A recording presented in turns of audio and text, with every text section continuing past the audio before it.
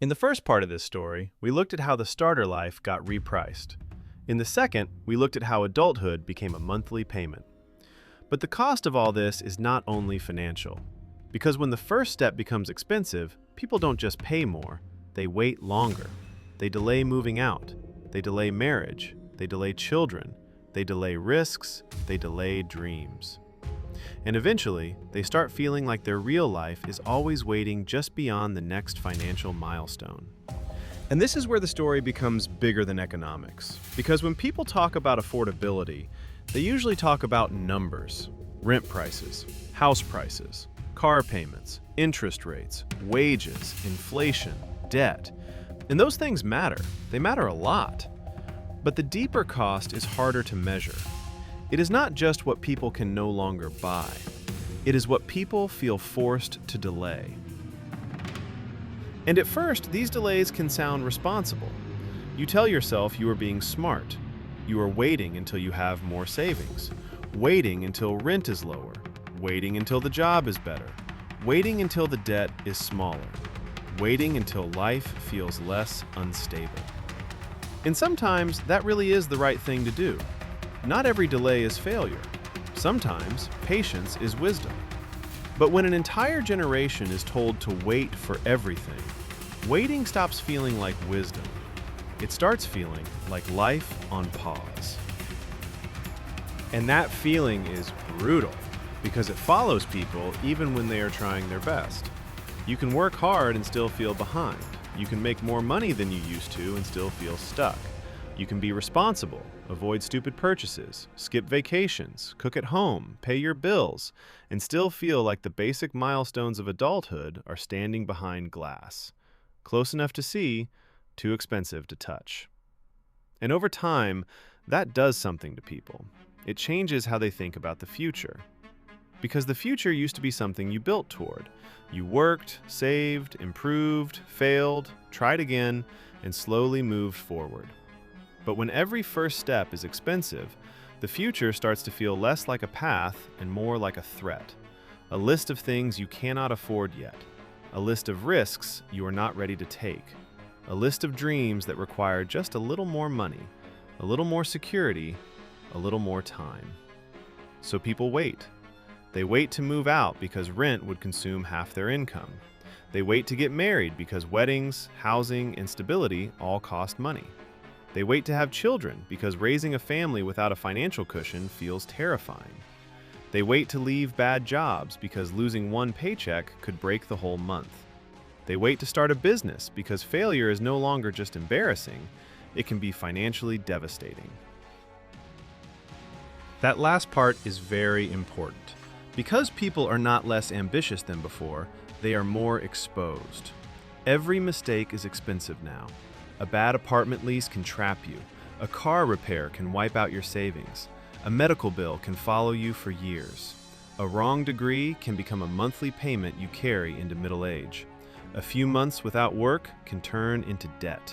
One emergency can undo years of discipline. So when people seem cautious, it is not always because they have no courage. Sometimes it is because the economy has made courage more expensive. That is one of the quiet tragedies of modern adulthood. The people who most need to take risks are often the least able to afford them. Without that margin, people do not become free. They become careful. Careful with money. Careful with plans.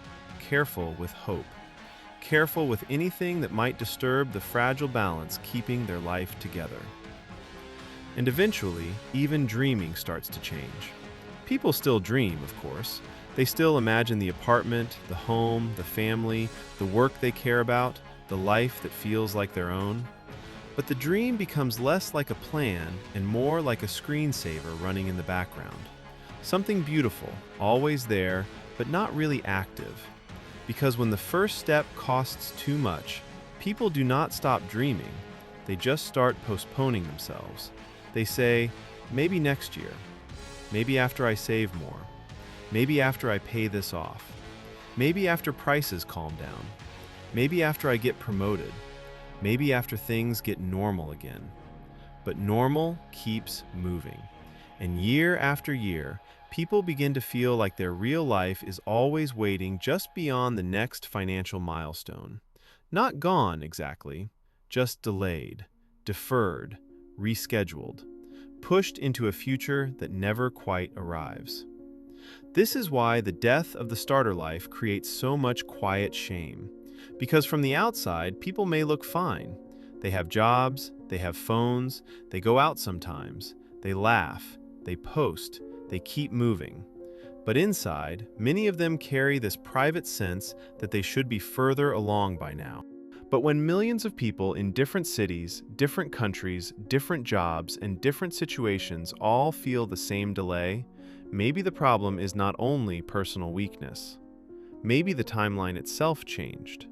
Maybe the old milestones were built for an economy where the first step was cheaper, housing was more reachable, debt was less central, and ordinary work could still create ordinary stability.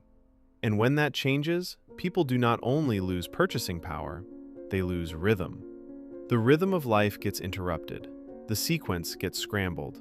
First job, first apartment, first savings, first home, family, stability. That old path was never universal, and it was never guaranteed, but at least it gave people a rough map. Now, the map still exists culturally, but the roads are blocked financially. So people improvise. They live with parents longer. They share apartments longer. They stay in relationships longer than they should because leaving is expensive. They stay in jobs they hate because risk is expensive. And then society looks at them and asks why they are not starting. Why are they not buying homes? Why are they not having kids? Why are they not building families? Why are they not taking chances? Why are they so anxious? Why are they so cynical? Why do they not believe the future will be better? But maybe the answer is not that mysterious. People are anxious because the floor feels thinner. They are cynical because the promise feels broken. They are delaying because the cost of being wrong has become too high. And they are tired because they are not only working for today, they are also carrying the weight of a future they cannot afford to enter yet. That is the part no inflation chart can fully capture. The missing starter life does not just show up in budgets, it shows up in birthdays, in relationships, in family conversations, in people avoiding questions about when they will move out, when they will get married, when they will have kids, when they will finally settle down. It shows up in the awkward silence after someone asks, "So, what's next?" Because for many people, the honest answer is, "I don't know. I'm still trying to afford the beginning." And that is not laziness. That is not entitlement. That is what happens when adulthood becomes something you have to qualify for before you are allowed to live it. This is why the missing starter life is not only an economic problem, it becomes psychological. It changes how people think about time, risk, family, ambition, and the future itself. In the next video, we'll look at why this creates so much anger, especially between generations, and why the old advice no longer matches the world people are living in. If you haven't seen the first two videos in this series, they're on screen now. I'm the Uneducated Economist. Thanks for watching.